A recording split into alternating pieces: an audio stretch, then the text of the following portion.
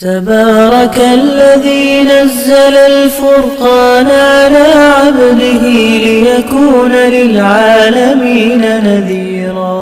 الحمد لله نحمده ونستعينه ونستغفره ونؤمن به ونتوكل عليه ونعوذ بالله من شرور أنفسنا ومن سيئات أعمالنا ونعوذ بالله من شرور أنفسنا ومن سيئات أعمالنا ونعوذ بالله من شرور أنفسنا ومن سيئات أعمالنا من يهده الله فلا مضل له ومن يضلله فلا هادي له ونشهد أن لا إله إلا الله وحده لا شريك له ونشهد أن سيدنا ومولانا محمدا عبده ورسوله صلى الله عليه وعلى آله وأصحابه وبارك وسلم تسليما كثيرا كثيرا. أما بعد فأعوذ بالله من الشيطان الرجيم. بسم الله الرحمن الرحيم. يا أيها الذين آمنوا كتب عليكم الصيام كما كتب على الذين من قبلكم لعلكم تتقون. صدق الله العظيم. جیسا کہ کچھ دن کے بعد ہی رمضان مبارک کا مہینہ آنے ہی والا ہے، اور یہ مہینہ جیسا کہ رمضان المبارک اس کے ساتھ لفظ لگ ہی جاتا ہے مبارک کا، اسی سے پتہ چلتا ہے کہ بابرکت مہینہ ہے، رحمتوں والا مہینہ ہے، اور اس سے بڑھ کر کہ اللہ تبارک و تعالیٰ نے اس مہینے کو اپنا مہینہ قرار دیا. یہی وجہ ہے کہ اس مہینے کے اندر جہنم کے دروازوں کو بند کر دیا جانا، جنت کے دروازوں کو کھول دیا جانا اور شیاطین کو بند کر دیا جانا، اس سب کا مطلب اور خلاصہ یہ ہے کہ اللہ تبارک و تعالیٰ چاہتا ہے کہ جو بندہ اب تک دنیا میں لگا ہوا تھا اور اللہ سے تعلق جو ٹوٹ چکا تھا، کمزور ہو چکا تھا، تو ایسا ماحول پیدا کر کے اور ماحول بنا کر کہ بد سے بد انسان بدی اور برائی چھوڑنے پر آمادہ ہو جائے. اس ماحول کو دیکھ کر تو اللہ تعالیٰ نے یہ ساری چیزیں جو ماحول بنایا، شیاطین کو بند کر دیا جانا، جہنم کے دروازوں کو بند کر دیا جانا، یہ اسی لیے ایک ماحول ہوگا. اس ماحول کے نتیجے میں بندہ اللہ سے اپنا قرب اور اپنا تعلق قائم کر لے گا. اسی لیے آپ دیکھتے ہیں کہ شرابی جتنے بھی برائی کے کام کرنے والے ہیں، ان کی برائیاں یا تو کم ہو جاتی ہے یا ختم ہو جاتی ہے، دونوں میں سے ایک. اسی طرح دیکھا ہوگا رکشہ چلانے والے، وہ بھی رمضان کا مہینہ آتا ہے تو انہیں عادت ہوتی ہے ٹیپ چلانے کی، رکشہ چلاتے چلاتے، لیکن رمضان کا مہینہ آتا ہے تو ٹیپ بھی بند ہو جاتی ہے کہ رمضان کا مہینہ ہے. اسی طرح گھر کے اندر اگر ٹی وی ہو تو ٹی وی پر پردہ ڈال دیا جاتا ہے رمضان کا مہینہ ہے. تو یہ کس چیز کا اثر ہے؟ یہ اسی چیز کا اثر ہے کہ بہت سی چیزیں جو انسان عام دنوں میں کرتا ہے، رمضان مبارک کا مہینہ آتا ہے تو وہ اس میں باز آ جاتا ہے گناہ وغیرہ سے. تو اللہ تعالیٰ نے اس مہینے کو کیا مقصد ہے وہ سب آگے تفصیل میں آ جائے گا. اس مہینے کے اندر اللہ تعالیٰ نے جو چیز فرض کی ہے وہ ہے روزہ.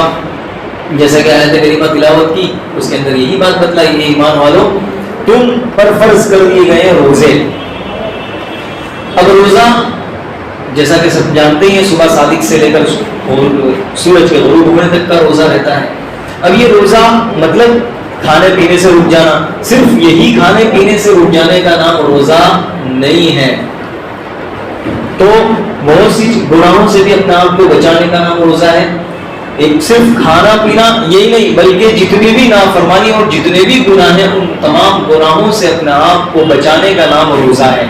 کہ اگر اس طرح روزہ رکھے گا تو روزے کا فائدہ جیسا کہ اللہ تعالیٰ آگے بتلا رہا ہے تو وہ فائدہ میسر ہوگا. اب انسان کے ذہن میں ایک بات آتی ہے، ایک خیال آتا ہے کہ اللہ تعالیٰ کھانے پینے سے روکتا کیوں ہے؟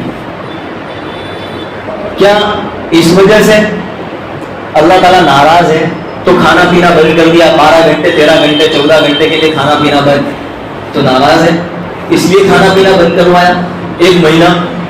یا یہ کہ سزا دینے کے لیے، یا یہ کہ اللہ تعالیٰ کا جو خزانہ ہے وہ خزانے ختم ہونے والے تھے تو بھائی 12 گھنٹے جیسے کہ دنیا ہوا میں ایسا ہی ہوتا ہے، تو خزانے کم ہونے والے ہیں، خزانہ ختم ہونے والے ہیں، اس لیے رکوا دیا گیا کھانا پینے سے۔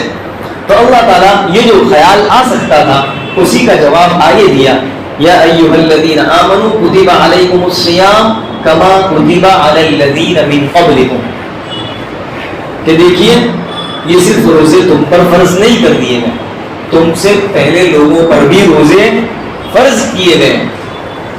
گویا یہ کوئی سزا کے طور پر نہیں ہے، ایک عبادت کا سلسلہ ہے، تسلسل ہے، جو یہ کوئی نئی بات نہیں ہے، پرانی بات ہے، پہلے لوگوں پر بھی یہ پابندی عائد کی گئی۔ تو مسلمان کے دل میں ایک تسلی ہوتی ہے کہ ہاں یہ سزا کے طور پر نہیں ہے، اللہ ناراض نہیں ہے، اس وجہ سے کھانا پینا نہیں بند کروایا جا رہا ہے، بلکہ یہ ایک عبادت ہے جو اللہ تعالیٰ بندے کو اپنے سے قریب کرنا چاہتا ہے۔ اسی لیے حدیث شریف میں جو حدیث کے الفاظ ہیں اس کے دو مطلب ہیں، اجزی بھی و اجزا بھی، یعنی دو مطلب نکل سکتے ہیں اس حدیث شریف کے، کہ اللہ تعالیٰ فرماتا ہے کہ روزے کا بدلہ میں دوں گا، اور ایک مطلب یہ کہ میں خود ہی روزے کا بدلہ ہوں۔ کتنی بڑی چیز ہے، اگر جیسے کہ بیٹا ہے اور باپ کہتے ہیں کہ میں تیرے لیے، تو اس کی تو ساری پراپرٹی بیٹے کے لیے ہی ہے، تو اللہ تعالیٰ اگر انسان کو مل جائے سب چیز اسی کی ہے، تو اللہ تعالیٰ فرماتا ہے میں ہی خود اس کا بدلہ ہوں روزے کا۔ تو اللہ تعالیٰ نے فرمایا کہ کتب علیکم الصیام کما کتب علی الذین من قبلکم، کہ تم سے پہلے بھی یہ روزے فرض کر دیے گئے۔ گویا یہ نئی بات نہیں ہے۔ اب یہ جو روزے کا مقصد کیا ہے، کیوں روزہ رکھوایا جا رہا ہے، تو اس کا مقصد خود اللہ تعالیٰ فرماتا ہے لعلکم تتقون، تاکہ تم میں تقویٰ پیدا ہو جائے، تم متقی اور پرہیزگار بن جاؤ۔ اب کیسے متقی پرہیزگار بنیں گے، سوال پیدا ہوتا ہے تقویٰ کیسا آئے گا، ہم تو روزہ رکھتے لیکن تقویٰ آتا نہیں ہے۔ ایک مشق کروائی جا رہی ہے تقویٰ کی، کہ انسان میں پرہیزگاری آئے۔ کیسے؟ انسان نے روزہ رکھا، اب روزے میں جو حلال چیز ہے اسی سے منع کیا گیا، کھانے سے، کھانا پینا، تو اور اسی طرح بیوی سے صحبت کرنا، یہ سب جو چیزیں حلال تھی وہ حلال چیزوں سے منع کیا گیا۔ اب انسان حلال چیز سے رک رہا ہے، کھانے سے رک رہا ہے، شدت کی پیاس لگی ہوئی ہے، گرمی کا زمانہ ہے، اور ٹھنڈا پانی اکیلے کمرے میں موجود ہے، فریز بھی ہے، پانی بھی ہے، پھر بھی پانی پیتا نہیں ہے۔ حالانکہ دل میں خیال تو آ سکتا ہے نا، کوئی دیکھنے والا نہیں ہے، پی لوں گا تو بھی کوئی حرج نہیں ہے، پھر بھی وہ پانی پیتا نہیں ہے۔ کیوں؟ جس کے لیے روزہ رکھا ہے وہ مجھے دیکھ رہا ہے، اس لیے وہ پانی پیتا نہیں ہے۔ حالانکہ اگر وہ پانی پی لے چپکے سے اور پھر مجمع میں آ کے بیٹھ جائے تو کسی کو پتا بھی نہیں چلے گا کہ اس نے کیا کیا، پھر بھی وہ پانی پیتا نہیں ہے۔ تو حلال چیز سے وہ رک رہا ہے، کیوں؟ اللہ دیکھ رہا ہے، حلال چیز کھانے سے رک رہا ہے، ہر چیز سے رک رہا ہے۔ تو یہ مشق کروائی گئی کہ روزہ رکھ کر یہ حلال چیز سے جس طرح اللہ تعالیٰ سے رک رہا ہے، اس کے خوف اور اس کے ڈر کی وجہ سے، اس کی رضامندی کے لیے، بالکل اسی طرح رمضان المبارک کے بعد اور روزے کے بعد کی زندگی اور اس مہینے کے بعد کی زندگی وہ حرام چیزوں سے بھی رک جائے۔ حلال سے جب انسان رک سکتا ہے تو حرام سے رکنا اس کے لیے تو مشکل بات ہے، حلال سے رک جاتا ہے تو حرام سے رکنا اس کے لیے بہت آسان بات ہے۔ تو یہ مشق کروائی گئی ہے باقاعدہ کہ ایک مہینہ حلال چیز سے رکا کر اس کو حرام چیز سے رکانے پر مشق کروائی گئی، اس پر آمدہ ہو جائے گا۔ تو اسی کو فرمایا لعلکم تتقون، کہ ہم نے روزے اس لیے فرض کیے تاکہ تم میں تقویٰ پیدا ہو جائے، تم میں اللہ کا خوف پیدا ہو جائے، اللہ کا ڈر پیدا ہو جائے۔ جب اللہ کا ڈر پیدا ہو جائے گا تو جس طرح حلال چیز سے رکتے ہو حرام چیز سے بھی تم اپنے آپ کو بچا لو گے۔ تو یہ روزے کا مقصد ہے۔ اب دیکھیے رمضان المبارک کا جو مہینہ ہے وہ یوں سمجھیے کہ ورک شاپ کے مانند ہے۔ آج کے سائنٹیفک دور کے اندر جو پروفیشنل لوگ ہیں وہ اپنا نالج بڑھانے کے لیے، ترقی کے لیے، اپنے آپ کو اپڈیٹ کرنے کے لیے اور اسی طرح اپنے نالج میں ترقی کے لیے سال میں ایک آدھ مرتبہ وہ کچھ نہ کچھ کرتے ہی رہتا ہے، کانفرنس ہوتی ہے یا سیمینارز ہوتے ہیں، اس طرح ہوتا ہی رہتا ہے۔ بالکل اسی طرح کیوں نالج میں بڑھوتری ہو، ترقی پیدا ہو، اس لیے سال بھر ایک آدھ مرتبہ ایسے پروگرام کیے جاتے ہیں نالج بڑھانے کے لیے۔ تو اللہ تعالیٰ نے یہ تصور تو پہلے ہی دے دیا تھا کہ رمضان کا مہینہ اسی لیے رکھا ہے کہ 11 مہینے یہ انسان تجارت میں لگ کر، دنیا میں لگ کر، کاروبار میں لگ کر، ملازمت میں اور مختلف کاموں میں الجھ کر وہ اللہ سے تعلق جیسا مضبوط ہونا چاہیے تھا وہ ہوا نہیں, وہ ٹوٹ چکا تھا, کمزور ہو چکا تھا. تو یہ مہینہ دیا, اس مہینے کے اندر وہ اللہ سے اپنا تعلق مضبوط کر لے اور روحانی اعتبار سے مضبوط ہو جائے. اسی لیے اللہ تبارک و تعالیٰ نے یہ مہینہ دیا تھا. حضرت پیر ذوالفقار صاحب وہ جب تعلیم حاصل کر رہے تھے دنیاوی, تو ایک لیکچر میں وہ بیٹھے ہوئے تھے, پروفیسر صاحب لیکچر دے رہے تھے, تو انہوں نے درمیان میں لیکچر کے دوران کہا کہ پہلے یہ تصور تھا کہ بچپن میں پڑھنا ہے, نوجوانی میں کام کرنا ہے اور بڑھاپے میں آرام کرنا ہے. پہلے یہ تصور تھا, لیکن اب یہ تصور ختم ہو گیا. اب یورپین کمیونٹی اس نتیجے پر پہنچی ہے کہ بچپن میں بھی پڑھنا ہے, جوانی میں بھی پڑھنا ہے, اور پڑھ جاب کرنی ہے اور جاب کے ساتھ پڑھنا ہے. جیسے کہ آج کل تو سمجھنا بہت آسان ہے, جو کوئی باہر جاتا ہے اور جاب بھی کرتے ہیں اور پڑھائی بھی ہو رہی ہے, دونوں کام ہو رہے ہیں. تو جاب بھی کرنی ہے اور پڑھائی بھی کرنی ہے, دونوں کام کرنے ہیں. تو اور اسی طرح اس نالج کو, اور انہوں نے مزید یہ بھی کہا کہ ہمیں نالج کو, پروفیشنل نالج کو آگے بڑھانے کے لیے اور ترقی کرنے کے لیے اور آگے بڑھنے کے لیے ہمیں کانفرنس اٹینڈ کرنی چاہیے, یعنی اس میں شریک ہونا چاہیے, سیمینارز میں جانا چاہیے, اپنے آپ کو اپڈیٹ کرتے رہنا چاہیے. جیسے کہ موبائل میں اپڈیٹ آتے ہی دیتے ہیں, جہاں کچھ دن جاتے نہیں کہ پھر اپڈیٹ, جہاں کچھ دن جاتے نہیں کہ پھر اپڈیٹ, یعنی نیا ورژن آتا ہی رہتا ہے. تو اپنے آپ کو تبدیل کرنے کے لیے اس طرح کانفرنس میں جانا ہی چاہیے. تو یہ جب بات سنی تو پھر صاحب کھڑے ہو کے اشارہ کیا ہاتھ سے اور کہنے لگے کہ میں کچھ کہنا چاہتا ہوں. اور پروفیسر صاحب نے کہا جی کہیے, کیا کہنا چاہتے ہیں؟ تو انہوں نے کہا آپ جو یہ کہہ رہے ہیں کہ یورپین یہ کمیونٹی اس نتیجے پر پہنچی ہے اور اس کا یہ پیش کیا ہوا فارمولا ہے, یہ اس کا پیش کیا ہوا, یہ تو نہیں ہے, یہ تو پرانا تصور ہے. وہ بھی چونکے کیسے پرانا تصور ہے؟ تو کہنے لگے کہ ہمارے نبی علیہ الصلوۃ والسلام جس دور میں پیدا ہوئے اور جس قوم میں پیدا ہوئے وہاں جہالت کا دورہ تھا, وہاں علم کی قدر نہیں تھی. علم کیا چیز ہے؟ علم سیکھنے والے کم, سکھانے والے کم, جہالت ہی جہالت تھی. اس زمانے کو زمانے جاہلیت کہا جاتا ہے. ایسے دور میں آپ نے تعلیم دی اور ایسے دور میں آپ نے کہا اطلب العلم من المهد الى اللحد, یعنی تم علم حاصل کرو بچپن سے, جھولی سے, بچپن سے علم حاصل کرو قبر پہنچنے تک. تو یہ تصور تو آپ نے دیا تھا, یہ یورپین کمیونٹی کا یہ پیش کیا ہوا فارمولا نہیں ہے. غرضی کی لمبی تفصیل ہے, اس سلسلے میں انہوں نے وہاں پر بحث کی ہے. غرض تو اللہ اور اس کے رسول نے یہ تصور تو 1400 سال پہلے ہی دے دیا تھا کہ لوگ اپنے اپنے کام میں مشغول رہیں گے. کوئی ڈاکٹر بننے میں, کوئی انجینئر بننے میں, کوئی تجارت میں, کاروبار میں, ملازمت میں, غرضی کہ ہر کوئی اپنے اپنے کام میں مشغول رہے گا اور اس مشغولی کے نتیجے میں اس کا ایمانی جذبہ کمزور پڑے گا, ٹھنڈا پڑے گا اور ایمانی پاور یہ کمزور پڑ جائے گا اور اس کی بیٹری ڈاؤن ہو جائے گی. ایمانی بیٹری, جیسا کہ انسان یہ سیل فون, یہ اینڈرائڈ فون استعمال کرتا ہے تو استعمال کے نتیجے میں اس کی بیٹری ڈاؤن ہو جاتی ہے اور ڈاؤن کرنے کے بعد اس کو بھی چارج کرنا ہی پڑتا ہے. بغیر چارج کیے ہوئے یہ فون بھی جواب دے دیتا ہے, صرف ڈھانچہ ہی ہو جاتا ہے جب تک اگر چارج نہ کیا جائے. تو بالکل اسی طرح انسان کے لیے چارجنگ کے لیے اللہ تعالیٰ نے رمضان مبارک کا مہینہ دیا کہ اس مہینے کے اندر وہ اپنا ایمانی جذبہ اور مضبوط کر لے, بیٹری جو ڈاؤن ہو چکی ہے ایمانی اس بیٹری کو چارج کر لے. گویا یہ چارجنگ کا مہینہ ہے. اسی لیے اللہ تعالیٰ نے مختلف اعمال دیے ہیں, ان میں سے پہلا روزہ ہے کہ روزہ رکھے گا ایک بیٹری ابھی چارج ہوگی. اس لیے کہ انسان بہت زیادہ کھاتا ہے تو بھی مستی پیدا ہوتی ہے, ہے نا. ابھی اس سلسلے میں بھی تفصیل آگے آ رہی ہے, زیادہ کھانے کے نقصانات بھی کیا وہ بھی آ رہا ہے آگے. تو اللہ تعالیٰ نے سب سے پہلے بریک لگایا. جب انسان وہ نڈال ہو جاتا ہے تو کچھ سوکھتی بھی نہیں ہے, چڑھتی بھی نہیں ہے, مستی بھی نہیں سوکھتی, ادھر چھوڑنا ادھر چھوڑنا, ہے نا. روزہ لگتا تھا آدمی بیٹھ جاتا ہے ایک طرف, بھائی روزہ لگا شانتی رکھیے تو پھر اپنا کریے یار, رات کو دیکھی جائے گی, ابھی نہیں ہے, پیاس لگی ہوئی ہو اور خوب تو انسان کو سوچتی بھی نہیں ہے ادھر ادھر کے کام کی. کیوں؟ ایک پہلا ڈوز دیا روزے کا کہ اس میں تمہارا چارج ہوگا تھوڑا. اور اب دیکھیے روزہ بھی میں نے پہلے بتلایا کہ روزہ بھی ہمارا کیسا ہونا چاہیے؟ صرف بھوک پیاس والا نہیں کہ بس کھانے پینے سے رک گئے، نہیں، گناہ سے سب سے بڑی چیز تو گناہ سے رکنا۔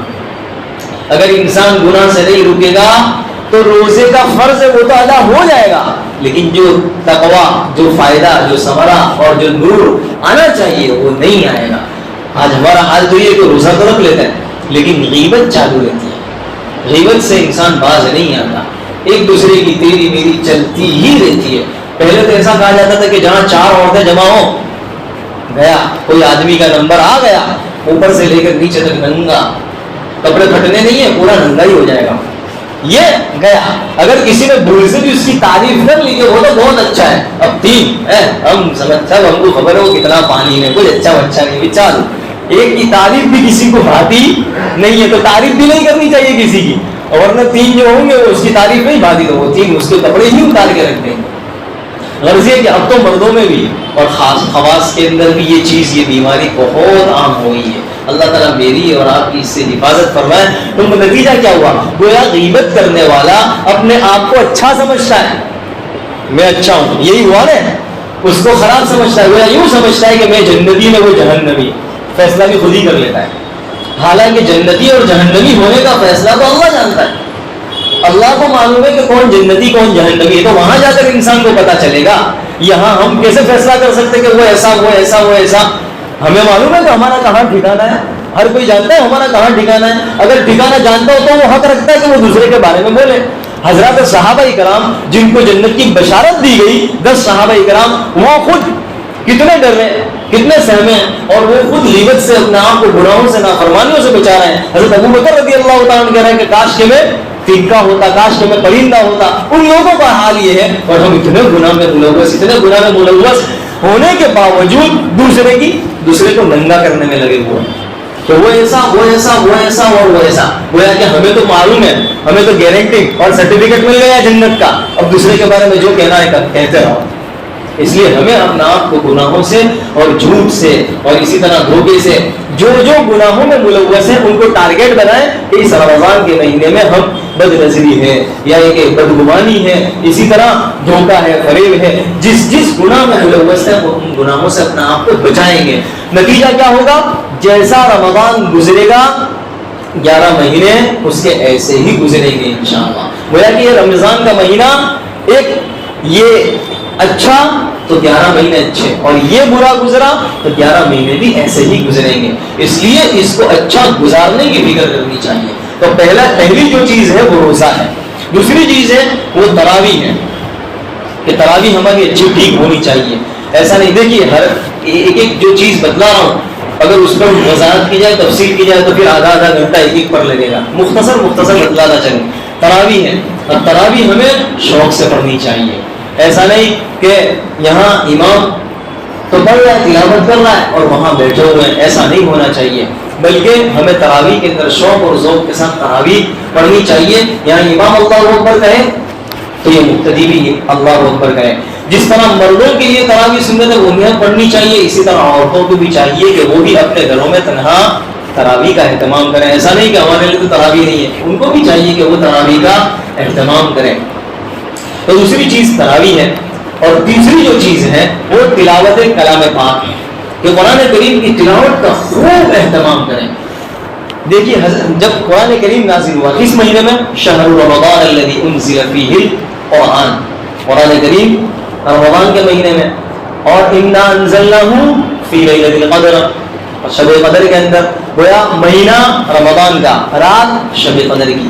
تو معلوم ہوا کہ اس رمضان کے مہینے کو قرآن کریم سے مناسبت ہے، اور جتنی بھی کتابیں نازل ہوئی وہ سب کے سب اسی مہینے کے اندر نازل ہوئی ہے۔ اور حضرت نبی علیہ السلام کی باقاعدہ حضرت جبرائیل علیہ السلام کے ساتھ دور کیا کرتے تھے رمضان مبارک میں، قرآن کریم کا دور ہوتا تھا۔ اور اسی طرح حضرت صحابہ کرام کی تاریخ کو اٹھا کر دیکھ لیں، عام دنوں میں ان کی تلاوت اور رمضان کے مہینے میں تلاوت بڑھ جایا کرتی تھی۔ اور حضرت عمر رضی اللہ تعالیٰ عنہ کا بھی یہ حال تھا، گھر جاتے عشاء کی نماز کے بعد گھر جاتے جب مسجد سے تو رات بھر تلاوت میں، رات بھر نماز میں نفل میں اسی طرح گزار دیتے, اللہ کی عبادت میں گزار دیتے. حضرت عثمان رضی اللہ تعالیٰ ان کا بھی یہی حال تھا, دن بھر روزہ رکھتے اور رات بھر نوافل کے اندر نماز کے اندر گزار دیتے. ایک ایک رات کے اندر ایک ایک قرآن کریم ختم ہو جاتا تھا. اب ہمیں تو یہ چیز سمجھ میں آنے والی اس لیے نہیں ہے کہ چونکہ ہم اپنے وقت کو ضائع کر رہے ہیں, اس لیے اس وقت میں برکت جو ہونی چاہیے وہ برکت ہمیں نظر نہیں آ رہی ہے. ورنہ کرنے والے آج بھی ہیں, ایسا نہیں ہے, آج بھی ایسے لوگ ہیں جو ایک ایک دن کے اندر قرآن کریم کے ختم کرنے کا اہتمام کرتے ہیں اور ہو جاتا ہے. وقت میں برکت ہوتی ہے لیکن کرنے والا چاہیے, نہ کرنے والے کے لیے بہانے ہزار ہیں. جس طرح ان لوگوں کے کاموں میں برکت تھی ہمارے کام میں بھی برکت ہے, لیکن چونکہ ہم فضول بحث میں اسی طرح لغویات میں اپنے وقت کو گزار دیتے ہیں تو ہمیں وقت کا پتہ نہیں چلتا. تو یہ حضرات صحابہ کرام تھے. اسی طرح سعید بن المسیب رحمۃ اللہ علیہ کے بارے میں بھی مشہور ہے کہ 50 سال تک رات کی عشاء کے وضو سے صبح کی نماز پڑھی. 50 برس کسے کہتے ہیں. اسی طرح حضرت امام ابو حنیفہ رحمۃ اللہ علیہ ان کے بارے میں بھی مشہور ہے, 40 سال تک عشاء کے وضو سے صبح کی نماز پڑھی. اب عام دن کا یہ حال ہے, تو آپ رمضان کا حال اسی سے اندازہ لگائیں, یہ تو عام دن کا حال ہے. تو 50 برس تک رات کے وضو سے عشاء کی وضو سے صبح کی نماز کا مطلب پوری رات عبادت میں گزار دیتے تھے. ایسا نہیں کہ اوٹلے توڑتے تھے, ایسا نہیں, بلکہ پوری رات عبادت میں گزار دیتے تھے. حضرت امام ابو حنیفہ رحمۃ اللہ علیہ دن میں ایک قرآن کریم, رات میں ایک قرآن کریم اور تراویح کے اندر ایک قرآن کریم, 61 قرآن کریم ختم کیا کرتے تھے. اسی طرح بے شمار صلاح ابن اشیم رحمۃ اللہ علیہ ان کے بارے میں بھی ہے کہ رات بھر عبادت کرتے, نوافل میں گزار دیتے اور پھر جب صبح ہوتی تو اللہ تعالیٰ سے کہتے کہ اللہ میں اس قابل تو نہیں کہ جنت مانگو, جنت کی درخواست کرو, بس اتنی درخواست کرتا ہوں کہ آگ سے بچا لینا. یہ ان لوگوں کا حال تھا. عبادت کر کے بھی ڈرتے تھے کہ قبول ہوئی یا نہیں ہوئی, کہیں ایسا نہ ہو کہ جہنم میں داخل ہونا پڑے. اور ہمارا حال ہم خود دیکھ لیں, اولن تو نیکی ہوتی نہیں, گناہوں کے انبار ہیں, اور نیکی ہونے کے بعد ہمارا حال فلاں ایسا فلاں ایسا فلاں ایسا فلاں ایسا. گویا یہ نیکی کی تھی وہ بھی گئی, وہ بھی چلی گئی. اس لیے ہمیں تو نیکی کرنے کے بعد بھی ڈرتے رہنا چاہیے کہ اللہ تعالیٰ کہیں ایسا نہ ہو کہ منہ پر مار دے, قبول نہ کریں. اس لیے یہ ساری عبادتیں تو تراویح ہے وغیرہ, قرآن کریم کی تلاوت, اس کا خوب اہتمام کریں. اور پھر جو نوافل ہے, ذکر و اذکار ہے, اس کا بھی اہتمام کریں اور ساتھ ساتھ دعا کا اہتمام کریں. دعا جو ہے وہ ہماری عام طور پر افطاری کا وقت جو ہے, اسی طرح تہجد کا وقت ہے, یہ سب دعا کی قبولیت کی گھڑیاں ہیں. ان اللہ تعالیٰ کا اعلان کرتا ہے, عام دن میں بھی اللہ تعالیٰ اعلان کرتا ہے. اب رمضان مبارک کا مہینہ تو یہی ہے, اللہ تک دینا ہی بیٹھا ہے, تبھی تو اللہ نے رمضان کا مہینہ دیا اور ایک نیکی کو 70 کر دیا, وہ ایک کا دام بڑھا دیا. سیزن میں دام بڑھ جایا کرتے ہیں.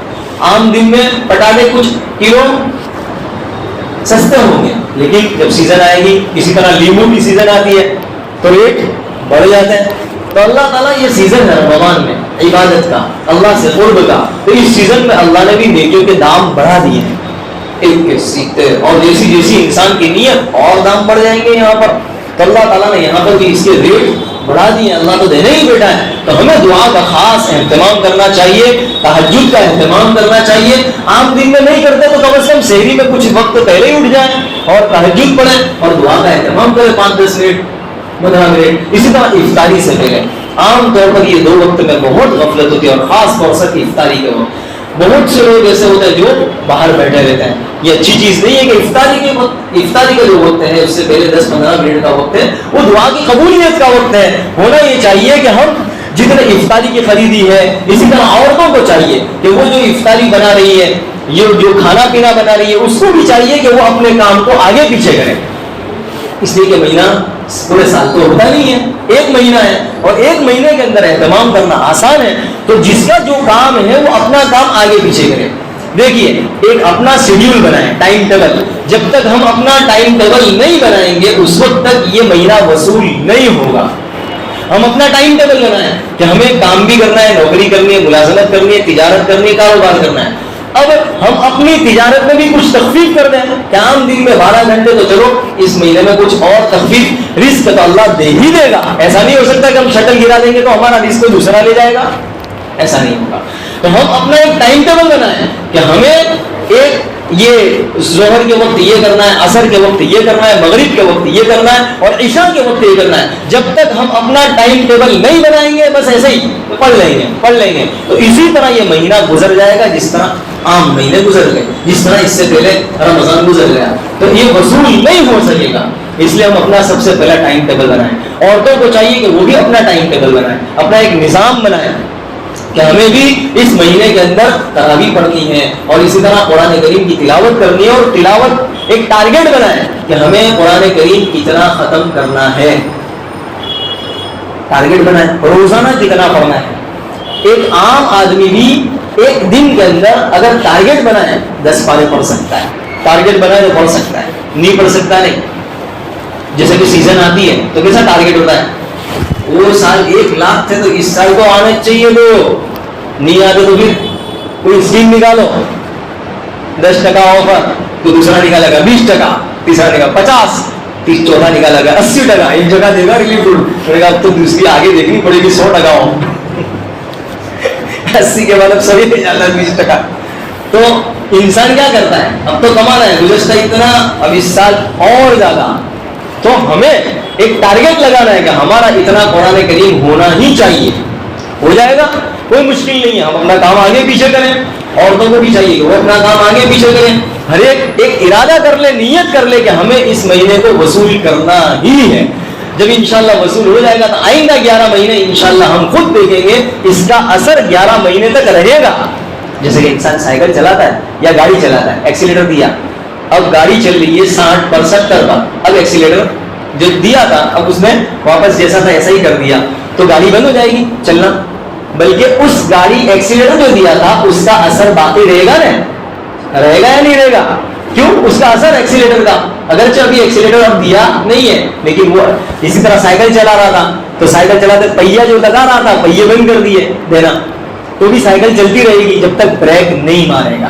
تو کیوں؟ وہ اس پہیے کا اثر تھا. اسی طرح اس رمضان کو جیسا گزاریں گے اس کا اثر 11 مہینے پر پڑے گا. 11 مہینے اس کے ایسے ہی گزریں گے. اس لیے اس کو ہم اچھی طرح، یہی تو وجہ تھی کہ حضرت نبی علیہ السلام کو 2 مہینے پہلے خطبہ دیتے تھے اس کی اہمیت کے لیے. صحابہ کو کہ دیکھو ایسا ویسا مہینہ نہیں ہے جیسا کہ ہمارے یہاں کوئی ایک سرکار کی طرف سے کوئی آفر آنے والی ہو یا کوئی چیز آنے والی ہو تو اس کا کیسا اعلان کیا جاتا ہے. ہر چیز کا اعلان کیا جاتا ہے کچھ مہینوں پہلے تاکہ سب میں ایک جذبہ ہو کہ وہ آئے گا تو میں ہی لے لوں گا. ایم آئی فون کی طرف آفر آئی میں لے لوں گا، آئی فون کی آفر آئی ابھی اس کی ایڈورٹائز ہو گئی ہے، اب آ گئی اتنی دیر میں ہی پہلے لے لوں گا. تو پہلے سے ایڈورٹائز ہوتی ہے.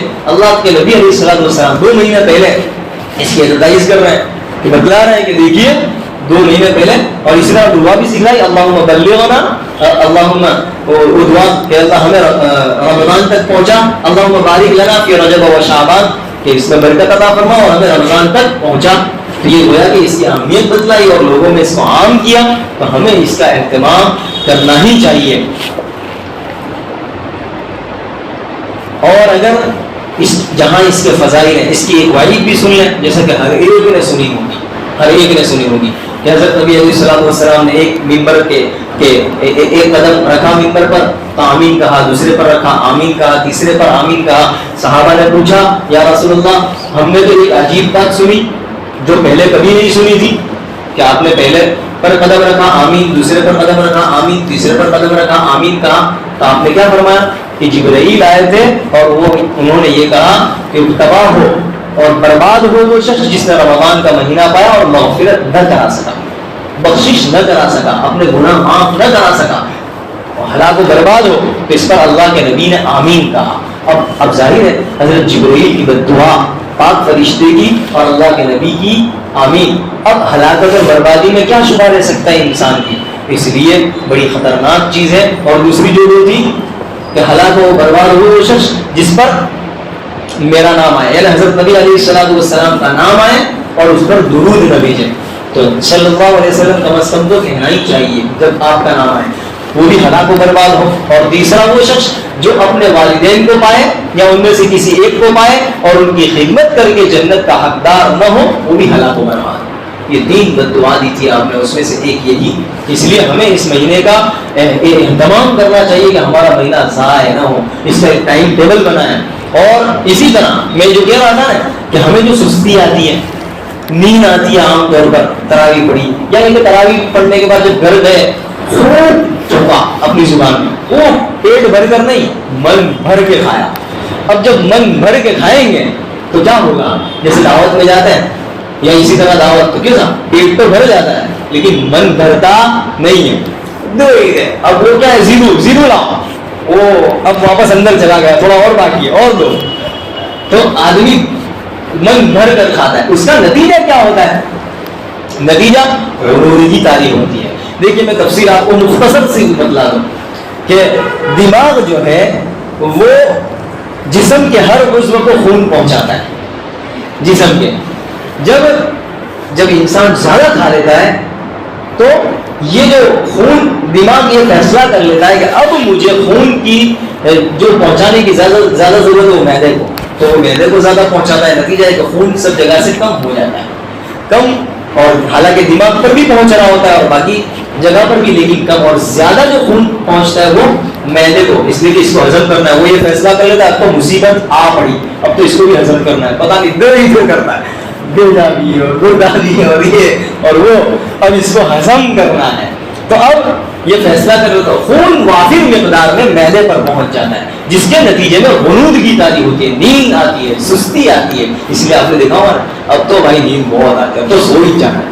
جو مدرسے میں نہیں آتے رات کو تو ان کو پوچھو تو کیا ہے، نیند بہت آ، تھکن لگی، نیند بہت آ، سستی آ رہی تھی. کیوں؟ تو ٹھوکا بہت، دعوت میں گیا تھا، غرض یہ کہ تو اسی لیے حضرت نبی علیہ السلام. اور کم کھانا یہ ہر چیز کے لیے مفید ہے. کم کھانا صحت مند کے لیے، تندرستی کے لیے یہ بہت مجرب عمل ہے، کم کھانا. حضرت نبی علیہ السلام کے بارے میں دیکھا کہ آپ کے بارے میں آتا ہے کہ مسلسل 3 دن پیٹ بھر کر نہیں کھایا، پھر بھی آپ میں طاقت، تندرستی کتنی زبردست تھی. آپ شیر کو دیکھیں، شیر کے بارے میں مشہور ہے، کتنا شیر کو آدمی دیکھ لیتا آدھی جان تو اس کی یوں نکل جاتی ہے، اس کا مقابلہ بھی نہیں کر سکتا. شیر کا کون مقابلہ کرے گا؟ اس کی فضا فتح ایسی بالکل لہیب شین کیسا معلوم ہوتا ہے، انسان دیکھ کر ہی ڈر جاتا ہے. تو شیر اسی لیے تو بادشاہ ہے. اس کے بارے میں آپ دیکھ لیں، مشہور ہے کہ اس کو ہفتے میں 1 دن گوشت دیا جاتا ہے، ہفتے میں 1 دن، اور پورے ہفتے کے لیے وہی کافی ہو جاتا ہے. اب دیکھیے شیر کو روزانہ نہیں کھاتا، وہ ہفتے میں 1 دن شیر کو کھانا دیا جاتا ہے گوشت. اسی طرح آپ مگرمچھ کو دیکھ لیں، 700 کلو گرام کا تو مگرمچھ ہوتا ہے، لیکن کیسا طاقتور ہوتا ہے. اگر شیر کا اگر وہ پنجہ شیر اس کے منہ میں آ جائے، وہ شیر چھڑا نہیں سکتا، کٹ تو سکتا ہے، چھڑا نہیں سکتا. اتنی طاقت ہے شیر مگرمچھ کے اندر. آدمی دیکھ لیں 4-5 اتنا مضبوط ہے، تو کیا وہ روزانہ کھاتا ہے؟ اس کی خوراک 700 گرام ہے، 700 گرام، 700 کلو گرام کا تو وہ ہے، اور اس کی خوراک 700 گرام. اور ہماری ہم ہے کتنے کلو گرام کو کھاتے کتنا؟ صبح کو، دوپہر میں، شام کو، عصر بعد، اور پھر بچا کچا مغرب میں کوئی آیا تو پھر رات کو کھانا، اتنا سارا. تو نتیجہ کیا؟ ساری بیماریوں کی جو جڑ ہے وہ زیادہ کھانا ہے. اسی لیے ایک حکیم مدینہ منورہ پہنچا، یہ کہ میرا دوا کھانا بہت چلے گا، میں کما جاؤں گا، دکان نہیں ہے نا یہاں پر، میری دکان، کما جاؤں گا، کوئی ڈاکٹر بھی نہیں ہے، میں حکیم اکیلا. لیکن وہاں کچھ عرصے تک رہا، کچھ کمایا ہی نہیں، کوئی بیمار آتا ہی نہیں ہے. نبی علیہ السلام کی خدمت میں حاضر ہوا کہ میں تو آیا تھا اس لیے کہ یہاں تو کوئی حکیم نہیں ہے، کوئی ڈاکٹر نہیں ہے، تو بہت سے آئیں گے، میرا کام چل جائے گا، لیکن یہاں تو دیکھا تو کوئی آتا ہی نہیں ہے. تو آپ نے کیا جواب ارشاد فرمایا؟ دیکھیے یہ ہے اصل اسلام میں ساری چیزیں سکھلائی ہے، ساری چیزیں نہیں سکھلائی نہیں، بہت پوائنٹ کی بات بتلائی ہے آپ نے.